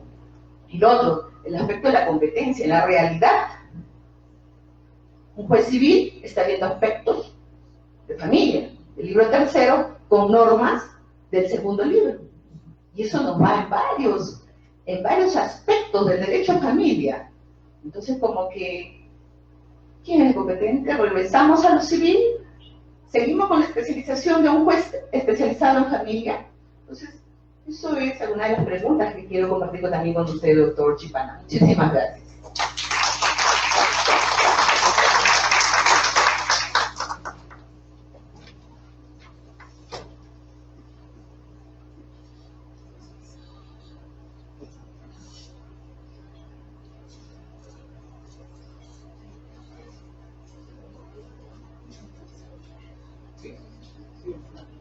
Ok, vamos a dar entonces el paso al doctor Ney Ávila Bonán, juez superior titular de esta corte. Gracias, buenas tardes a todos los asistentes a este evento académico. En primer lugar, una vez más agradecer al presidente de la Comisión de Capacitación de esta corte, quien se ha dignado a invitarme como ponente. En segundo lugar, felicitar al doctor Chipana Catalán por visitarnos en esta ciudad y hacerle presente de que los que están escuchando esta ponencia, evidente ponencia que usted nos ha dado el día de hoy, no solo son los asistentes en este auditorio, sino también a través de internet y de otros mecanismos lo están siguiendo. Bien, en efecto sí comparto que el libro del derecho de familia, el Código Civil de 1984, que ya tiene más de 30 años pues, ya de vigencia, ¿no? El Código Civil, en efecto es el libro que mayores modificaciones legislativas ha tenido, ¿no? Pero si nosotros revisamos en cuanto al régimen patrimonial del matrimonio o en el ámbito propiamente del derecho a familia, prácticamente no ha tenido desde el 84 ninguna modificación. A pesar de que con usted también coincido en ese aspecto, de que urgen, en efecto, pues, modificaciones de carácter legislativo. Y bien, han habido, pues, en efecto, sí, varios intentos de modificación de esta parte del tema que hoy nos ocupa, ¿no? Como los proyectos de ley presentados y que han sido publicados en el Diario Oficial Peruano de abril del año 2006. Pero estas modificaciones han versado únicamente en estas dos vertientes, ¿no? que probablemente fijan el régimen patrimonial del matrimonio, cuál es la elección y formalidades del régimen patrimonial del matrimonio, y el otro es el aspecto de la sustitución judicial del régimen, más no otros ámbitos o otras disposiciones normativas como lo que ha indicado la doctora, el 315, por ejemplo, que sería fundamental. No se dice absolutamente nada de eso. En cuanto a lo primero, elección y formalidades del régimen patrimonial del matrimonio, se habla que ¿no? en el mismo acto podría de la celebración del matrimonio pues constituirse una forma de facultativamente de elegir cuál de los regímenes patrimonial va a elegir en este caso. Es una forma de propuesta que se estaba introduciendo. En cuanto a la sustitución judicial del régimen, se hablaba de que había pues dos causales, ¿no? Y entre esas dos causales, una de las cuales era el abuso de facultades, usted lo ha indicado, y dos, el actuar con dolo o culpa. En adición a ello se proponen dos causales adicionales más, como el abandono, por ejemplo, indicado por un plazo de 1 año, y lo otro es que se haya incurrido en un delito doloso. Esta propuesta pues de modificación que fue publicada en el Diario Oficial del Peruano, ¿no? A propósito de la reforma del Código Civil creada por la ley 26394 y posteriormente modificada por la 26673, ¿no? Fue acogida el año 16 por el congresista Salvador Edesi Chicoma en un proyecto de ley, ¿no? que presenta precisamente en esta fecha, ¿no? y cual también hace o va en el mismo sentido de este proyecto presentado en abril del 2006. Con posterior a esto, ¿no? ¿Qué tenemos como propuestas legislativas? Usted ha señalado a un maestro que también es presidente, el profesor Gastón Fernández Cruz, que es presidente de esta revisión y propuestas de mejoras en cuanto al Código Civil. Lastimosamente no tenemos o no contamos a la fecha, porque esto es a julio de este año 2018, estamos entrando ya prácticamente a fines de septiembre, ingresando a octubre, y aún todavía no tenemos esta versión oficial en cuanto a las propuestas de reforma, en cuanto precisamente al tema que nos ocupa. Pero hay algo muy importante, ¿no? También usted ha dicho que, coincido con eso, cuando usted indica de que este es el código, esta parte del derecho de familia, pues está permanentemente en constante evolución, permanentemente en constante cambio, sí, en efecto.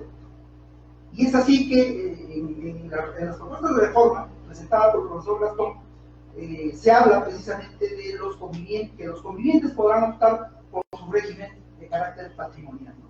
Constituida la unión de hecho, el 315 quedaría más o menos redactada de esta manera, ¿no? Constituida la unión de hecho, cabe la separación de patrimonios formalizada ante el notario público e inscrita en el registro personal para oponer efecto ante terceros. 2. En cuanto a los bienes en copropiedad entre la sociedad conyugal y uno de los cónyuges, se sugiere crear un régimen mixto de propiedad, ¿no? En el matrimonio, cuando el bien ha sido adquirido en parte por bienes sociales y en parte con fondos particulares de uno u ambos, ¿no? Entonces nosotros quisiéramos conocer, profesor, esta tarde, cuál es la tendencia en todo caso de estos proyectos, ¿no? ¿Por qué? ¿No? O sea, ¿cuál es la razón de por qué están quedando? Mire, desde el año 2006, 2016, tenemos 2018 que aún todavía no se oficializa, pero ¿por qué están quedando estancados? ¿Qué es lo que está pasando ahí? Y tenemos este octavo pleno, ya va a cumplir escasamente 3 años, ¿no? Que no se publica. Eso es por un lado. Por otro lado, también quisiéramos proponer como una pregunta.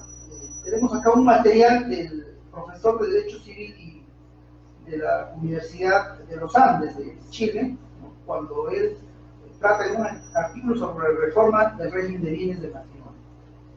Ahí él refiere que existe pues un peligro, ¿no?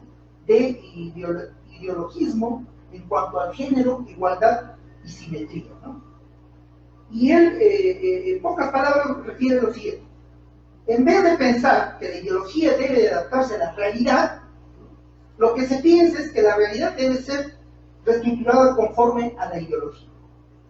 Entonces, también dice que este cierto peligro de ideologismo en esta materia, en la exacerbación, a nuestro juicio, poco sensata, del principio de igualdad ante la ley entre hombre y mujer, ¿no? Más que buscar un régimen jurídico más justo y más adecuado, está pensado en obtener una victoria legal de simetría idéntica entre hombre y mujer. Entonces la pregunta sería, ¿se debería permitir, ¿no? en un estado cuando está a puertas de emitirse un acuerdo o una sentencia casatoria que va a tener irradiación para todo el sistema de la administración de justicia, ¿no? Este tipo de ideologización, ¿no? ¿Podría permitirse? ¿O es que nosotros preferiríamos, en todo caso, que el debate, ¿no? pase más por un tema técnico-jurídico más perfeccionado? Tal vez es por eso que todavía no se ha pensado hasta ahora en modificar estas disposiciones del Código Civil, y tal vez precisamente porque esto va a pasar por una reclamación técnica jurídica más perfeccionada, es que tampoco no se emite el octavo pleno casatorio en materia. Gracias, profesor. Gracias.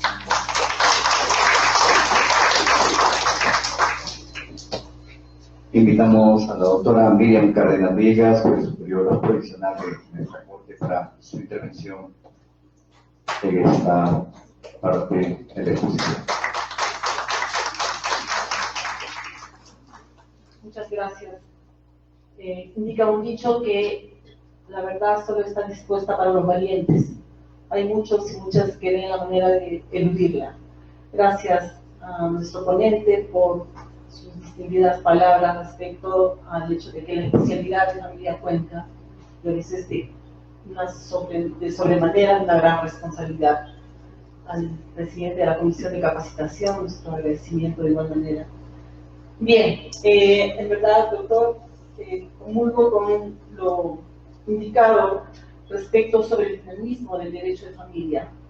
Efectivamente, hay toda una suerte de cambios, de transformaciones que han ido de la mano con muchos hechos tan importantes, y efectivamente el derecho de familia actúa bajo ese predominio, bajo ese dinamismo. También comulgo respecto del hecho de que la norma legal pues, efectivamente puede ser orientada a muchos cambios y transformaciones frente al estamento constitucional, porque obviamente se hace necesario, ya inclusive lo aplicamos los jueces a través del control difuso, ¿no? Pues la prevalencia de aplicar la norma constitucional frente a una norma legal central de manera continua, y eso es lo que se está haciendo, inclusive a consecuencia de los diferentes cambios que ha determinado el libro tercero del Código Civil.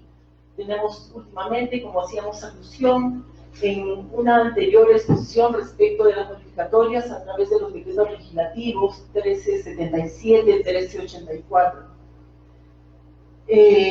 Como otros países también, y lo hacía alusión nuestro ponente, la posibilidad de establecer en plurito el código de familia y de tal manera que establecemos nuestra competencia. Frente a todos esos cambios se han estado viendo inclusive respecto de la ineficacia de las asignaciones de paternidad, la nulidad, del reconocimiento de los niños, niñas, adolescentes, pues cómo es que se ve dentro de un enfoque civil. Sin embargo, a consecuencia de los plenos que hemos tenido de orden regional, estamos aplicando y estamos conociendo a los jueces de familia esos temas tan importantes y producto de todos los cambios que se han efectuado. Bien, respecto del tema que nos orienta, presento un caso en el sentido propiamente de orden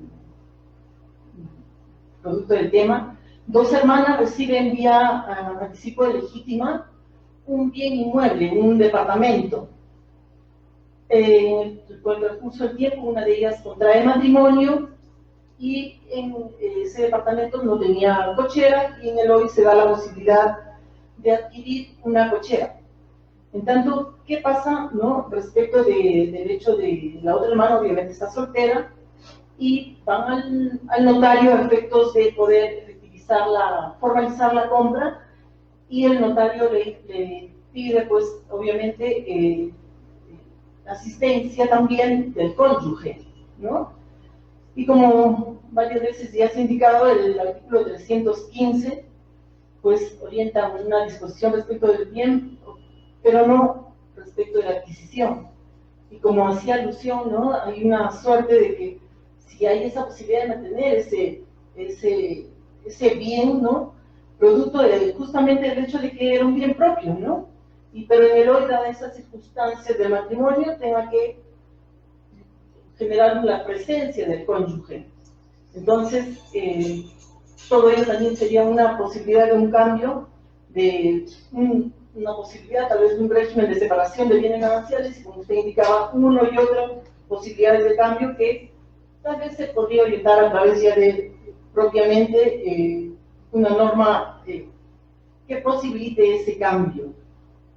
Y como también indicaba el doctor Neir, sobre las circunstancias que se presentan en una unión de hecho, ¿no? ¿Cómo es que podríamos generar la inscripción de los bienes de una separación de patrimonios de tal manera que no sea afectado más adelante, ¿no? Entonces, todo ello yo creo que convergen para efectos de un análisis y modificatorias dentro del derecho de familia. Gracias.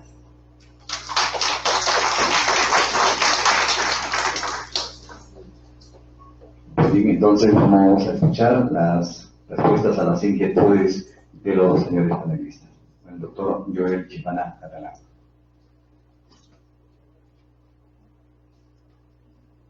Gracias. Gracias por las preguntas. Sin duda hay muchas preguntas, pero he podido tomar nota de algunas.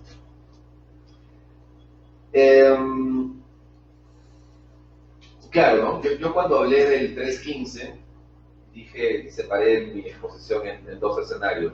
El escenario que existe ahora y las ideas que existen en relación a resolver este problema y una propuesta que yo planteaba. Claramente la propuesta que yo planteo no va a solucionar todo. O sea, eso me queda absolutamente claro. Pero creo que podría solucionar algunos supuestos.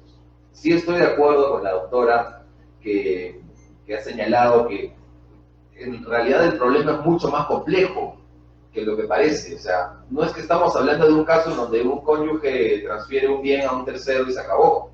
Sino el problema es mucho más complejo que ese, porque hay otros agentes que intervienen en el análisis y que se les tiene que tomar en cuenta. Estoy hablando de registro, estoy hablando de reniegue, estoy hablando del propio sistema de transferencia de propiedad que tenemos. Entonces, no es la única solución la que he propuesto, que evidentemente pasa por una modificación legislativa del 315 y que yo creo que debería sancionarse con la nulidad de este tipo de disposiciones. Es claro que existen otros supuestos y tal vez para esos supuestos sí se puede plantear o se puede pensar en la posibilidad de hablar de una ineficacia. No lo sé, pero tendríamos que cerrar, que centrar qué casos van a ser resueltos con ineficacia y qué casos con nulidad o anulabilidad. Pero lo que sí me queda medianamente claro es que los supuestos de nulidad que se invocan en la actualidad para resolver estos casos no obedecen y no calzan en el supuesto de hecho que se presenta en la realidad. Falta de manifestación de voluntad, fin ilícito, hasta se ha hablado de objeto imposible. Creo que esas tres causales no calzan en los supuestos que estamos estudiando, en los supuestos que se presentan en la realidad. El único que puede calzar es que la ley lo diga y que la ley diga que es nulo. Sin más, sin entrar a un análisis mayor. Entonces creo que esa sería una salida mucho más práctica, ¿no? Ahora, otra pregunta que se me hacía era en relación al ámbito de la competencia para resolver este asunto, si es civil o es familia. Yo creo que es un tema patrimonial enteramente civil. Yo creo que la competencia tendría que derivarse a ese ámbito, ¿no? Atendiendo además a la naturaleza misma del hecho, porque estamos hablando de la disposición de una compra-venta. No estoy hablando de una situación que tiene puridad, un elemento del derecho de familia propiamente. Estoy hablando de un bien. Entonces el juez competente en razón a la materia debería ser un juez civil. Esa es una posición que yo tengo. Sí, también he visto casos, y me queda claro que hay jueces de familia que empiezan a abocarse y a resolver casos de este tipo, pero ahí también me surge una duda, ¿no? Porque, como ella misma lo ha dicho, a veces estos jueces no manejan estos conceptos civiles, y eso hace que el problema se haga mucho más complejo, se problematice más sobre el problema, y en vez de dar una solución, estás dando muchos más problemas, estás causando mucha más inseguridad en las personas que te han ido a pedir tutela. Entonces, por un tema de materia, creo que el competente debería ser un juez, y eso lo debería establecer la norma de manera muy clara, para que no tengamos esta doble bifurcación de caminos, de ver a cuál me voy y en cuál demando, ¿no? Ahora, en relación a los proyectos de reforma, yo podría hablar de esto 3 horas, porque realmente es una historia sin fin. La semana pasada estuve en Wando en un congreso de estudiantes de Derecho, y mi ponencia se titulaba ¿Cuándo se debe modificar el Código Civil? Y en esa ponencia hice un breve recuento de todos los intentos de reforma que se han iniciado en nuestro país a lo largo de estos más de 30 años. Y también contaba algunas anécdotas. Por ejemplo, el año 85, es decir, un año después de que el Código Civil entró en vigencia, se organizó un congreso y la conclusión de ese congreso, ese evento académico, era que ya teníamos que modificar el Código Civil. O sea, el Código Civil tenía un año y ya le querían meter modificaciones. Otra. Conozco a muchos profesores, son amigos míos, los respeto mucho, tienen los más altos estándares y pergaminos académicos para integrar la comisión que ha sido nombrada, la última comisión y también las anteriores. Y hace algunas semanas se filtró un documento que se decía que era el proyecto de reforma que esta comisión había trabajado, y prontamente la comisión oficial deslindó este hecho y dijo que ese no era el proyecto final que ellos habían entregado al Ministerio de Justicia. La cosa es que el proyecto sigue en la web. Entonces yo lo bajé, lo empecé a estudiar, lo empecé a analizar, y cuando hago un recuento de todo lo que se quería modificar en ese documento que no es el oficial, y hago esta precisión porque no es el oficial, aunque yo creo en el fondo que es un poco del oficial, pero de repente no lo es, se estaban planteando 430 modificaciones aproximadamente. Y en el ámbito del derecho de familia se estaban planteando 170 modificaciones. Es decir, estábamos hablando de un nuevo derecho de familia. 170 modificaciones al libro de derecho de familia. Y yo cuando empecé a leer el documento, porque me lo leí completo, identifiqué que habían tres subgrupos. Unas posiciones de modificación que eran trascendentes, que eran importantes. ¿Y por qué eran importantes? Porque resuelven cosas que la sociedad te pide que resuelvan. Toda la modificación, como lo dije hace un momento, todo intento de modificación tiene que obedecer a una realidad. No tiene que obedecer a que tú crees que las mejores doctrinas las vas a meter en tu código. No. El código es de todos. El código no es de un grupo de profesores. Y el debate para modificarlo tiene que ser a puertas abiertas, con todos. ¿Pero qué te tiene que mover a modificar el código? La realidad. Y la jurisprudencia ahí sirve como un barómetro para que yo pueda entender qué está ocurriendo, qué no está funcionando bien, y como sistema en qué estamos fallando. Esa debe ser la primera idea que se debe tener cuando se quiere modificar un código. La segunda idea que se debe tener cuando se quiere modificar un código es que tú creas en una modificación. Yo hablaba con algunas personas cercanas a esta comisión y la mayoría, por no decir todas, no creen que este proyecto de reforma se apruebe. Entonces, si tú de plano no crees en que esto va a ocurrir, no hagas nada. Pues, ¿no? Es cierto también que el aspecto político es fundamental. Y cuando yo veía las 170 modificaciones de este proyecto no oficial, decía de plano, este Congreso que tenemos no está preparado y no va a soportar y no va a aceptar estas modificaciones, porque había modificaciones de vanguardia. Pero tenemos un Congreso que es conservador. ¿Verdad? ¿Lo va a modificar? No va a pasar, pues. No va a pasar. Pero si tú ya te sabes que tienes un Congreso conservador, ¿qué es lo que tienes que hacer? Oye, hay que curarnos en salud, hay que ser sinceros, nos sinceramos. ¿Qué es lo que necesariamente tenemos que modificar? El 315, por ejemplo. Esa norma se tiene que modificar. Es elemental que se modifique. Y en este proyecto, este documento no oficial, entro a leer el 315 y su propuesta era insuficiente porque solamente te hablaba para 2 o 3 casos concretos y te plantaba la ineficacia. Pero no te decía nada más.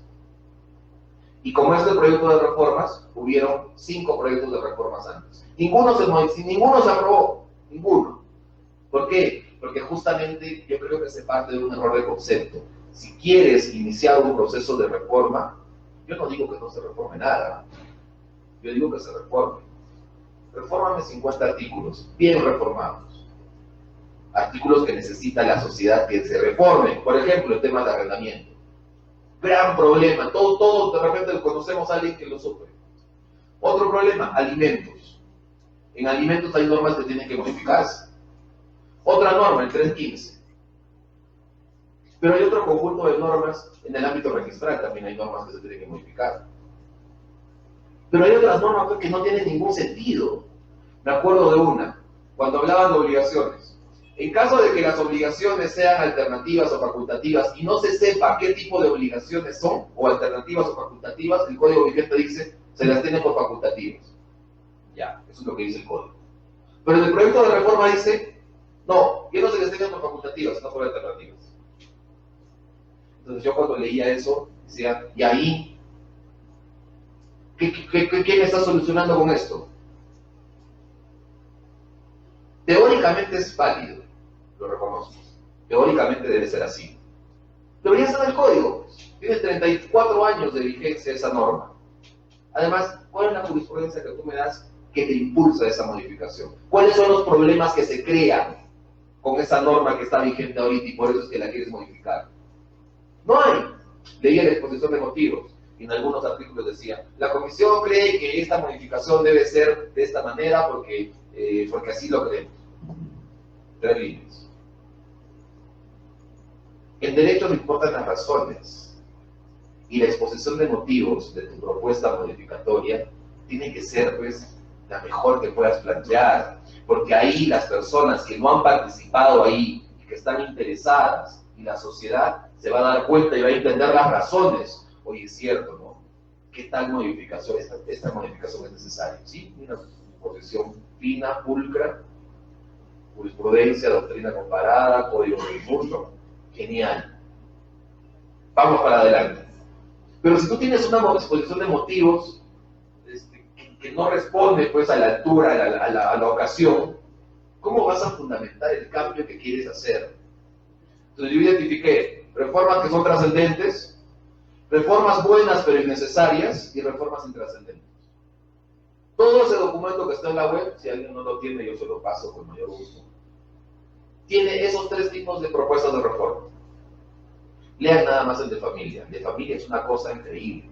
No digo que sea mala, ¿okay? No digo que sea mala. Hay cosas muy buenas, muy interesantes, pero también hay que analizar el tema político.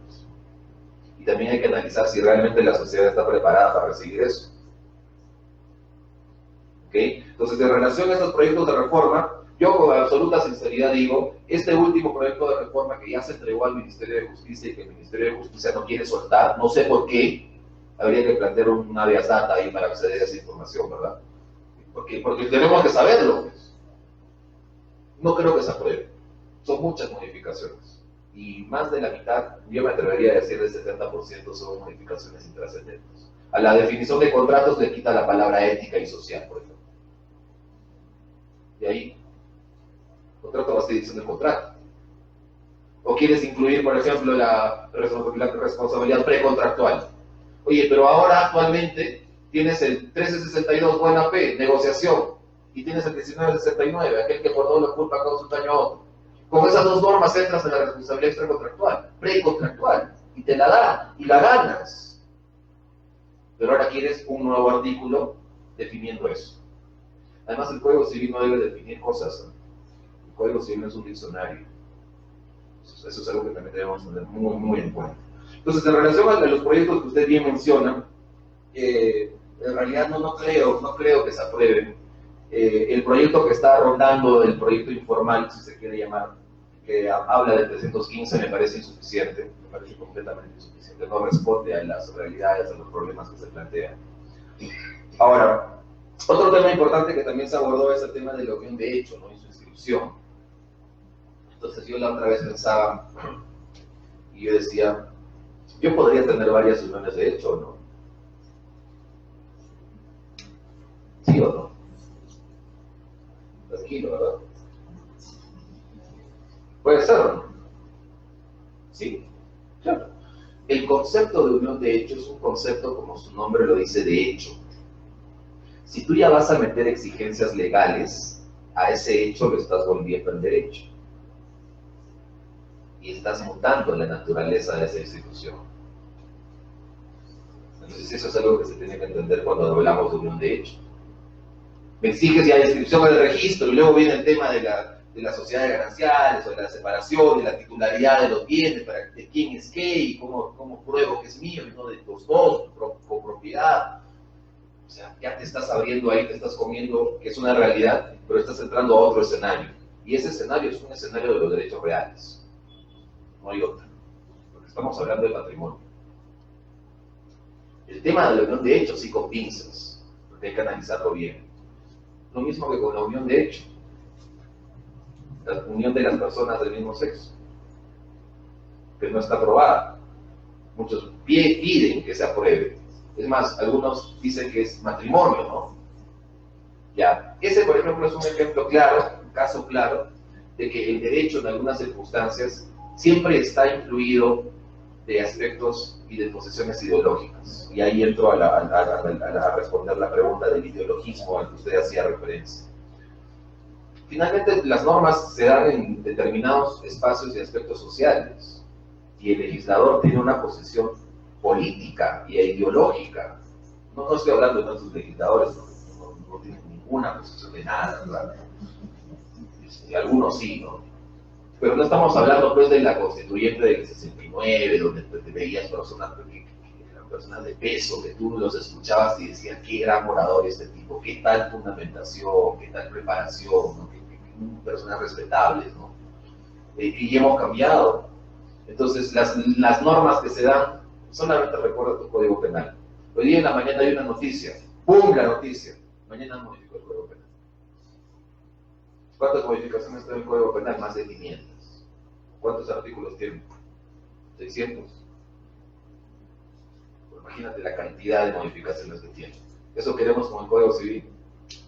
Sin hacer modificaciones, sin pensar, sin analizar, sin abrir debates, sin fundamentar. No, yo creo que ese no es el camino.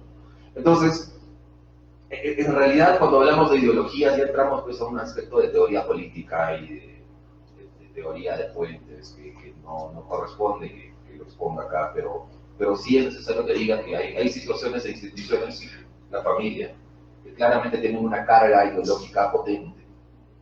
Y es indesligable que tú puedas entrar al tratamiento o a la posibilidad de reformar ese aspecto sin tomar una posición ideológica sobre algo. Matrimonio de las personas del mismo sexo es el típico supuesto donde tú vas a ver derecho, aspectos jurídicos, pero también aspectos morales, aspectos éticos, posiciones, posturas personales que uno tiene. No los puedes desligar. Hay otras ramas en las que sí. Y aún así es debatible. ¿Ok? Recuerda el Código de Napoleón nada más, pues, ¿no? Una carga de liberalismo brutal, ¿no? Igualdad, fraternidad y todos los principios que estuvieron presentes en la Revolución Francesa están en ese código liberal, código de vanguardia en su momento, que ha sido modificado hace algunos años, pero tiene una carga claramente política en algunos aspectos. Nuestro código también lo tiene. No podemos negar esa realidad. Claro, ¿qué es lo ideal? Que tratemos en la medida de lo posible separar. A veces no se va a poder. El matrimonio de las personas del mismo sexo no lo vas a poder separar del aspecto de la carga ideológica, no lo vas a poder hacer. ¿Qué debe primar siempre en todos los casos? Yo creo que debe primar el reconocimiento de los derechos de la persona. Que esa también es otra construcción teórica, dicen, ¿no? Debatible. Otra pregunta. Creo que ya no hay más. El aspecto del ejemplo del caso que usted me planteaba. Mucho gusto. Claro, ahora la regla es pues, ¿no? cuando hay una pareja, para disponer de los bienes tienen que participar los dos, ¿no? Porque se presume, ya entramos en las presunciones de que eso tal vez podría causar un perjuicio a la pareja. Pero cuando hablas de lo contrario, es decir, de no disponer, sino de traer así, no necesitas necesariamente la intervención de los dos cónyuges. Porque estás comprando algo que de repente va a beneficiar, o esa es la idea, el principio que está detrás, va a beneficiar a la sociedad, ¿no? Entonces, en el caso que ella me plantea es, el notario le pide la presencia del cónyuge, ¿no? Yo sé que desde un punto de vista práctico, y esto también pasa en Lima, ahora los notarios quieren salvar responsabilidad por todos lados. Y al intentar salvar responsabilidad por todos lados, caen en la exigencia de algunos supuestos que la norma no te exige. Entonces ahí la pregunta es, tú le dices, mi Código Civil no me dice eso, la ley no me dice eso, y el notario te va a decir, entonces vaya a tu notaría. Que es una respuesta terrible, porque no deberían responder así, porque el notario es un funcionario público que da fe pública, tiene un actuar en la sociedad importante. No es que te está haciendo un favor, pero hay notarios así, ¿verdad? Entonces, yo creo que en ese caso no debería haberse pedido ese permiso o esa participación, porque no. ¿Cuál es el sustento en ese caso? Pues me parece que no tiene nada que ver. Y en relación a la titularidad de los bienes, claro, hay una presunción de que si no pruebas, ¿y cómo pruebas? Por un recibo de quién es el bien, entonces se presume pues de ambos, ¿no? Es otro tema también de presunciones que habría que analizar. Porque ahí, por ejemplo, claramente entras en una contradicción con el principio de la adquisición de la propiedad de bienes muebles. La regla general es que se reputa propietario a quien posea el bien, a quien tenga el bien. Pero en este ámbito de los bienes de la sociedad o de las personas que entran en una liquidación, estás entrando a destruir ese principio y esa presunción. Claramente estás colisionando una regla general de los derechos reales sobre la titularidad de un bien, exigiendo, ¿qué estás exigiendo? El recibo. Si no tienes recibo es social. Entonces ahí también hay algo que hacer, ¿no? Hay algo que precisar, porque el juez de familia te va a decir, si no pruebas que es tuyo es social, pero el juez civil se va a regir por las normas reales, presunción de propiedad. ¿De quién se presume esto? De quien no tiene. Entonces por eso es importante también delimitar pues, la competencia. ¿Quién está? No digo, la palabra que se utiliza no debe ser ¿quién está mejor capacitado? Esa no es la palabra, sino ¿quién puede entender mejor en el ámbito de sus funciones determinada materia? Los jueces de familia tienen una especialización, una alta especialización, porque no es nada complejo, mejor dicho, no es nada fácil resolver los problemas que ellos tienen que resolver. Ahí no estás jugando únicamente con bienes, estás jugando con algo mucho más importante, que es la persona misma. Esa es la importancia de un juez de familia, cosa que no ocurre con un juez civil que ve aspectos patrimoniales, ¿no? Entonces el análisis es muy complejo. Yo agradezco nuevamente las preguntas que me han hecho. Gracias a la invitación nuevamente, la verdad que le he pasado fenomenal. Espero volver pronto para poder estar mucho más tiempo con ustedes. A veces el tiempo es tirano, ¿cierto? Y nada, tienen mis datos de contacto, yo encantado. Tengo mucha información sobre esto, me la puedo compartir. Me escribe, me ubican en las redes. Y nuevamente gracias, doctor, y espero volver nuevamente aquí. Así que gracias por venir.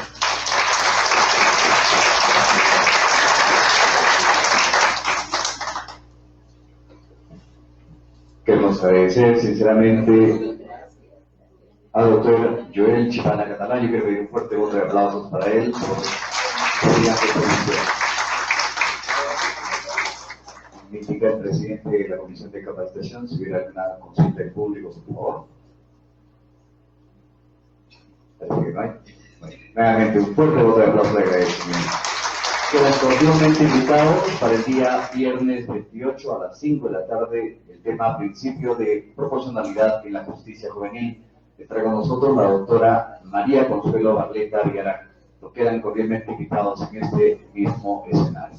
Gracias por haber participado el día de hoy a nombre de la Comisión de Capacitación. Hasta el día viernes. Muy buenas noches.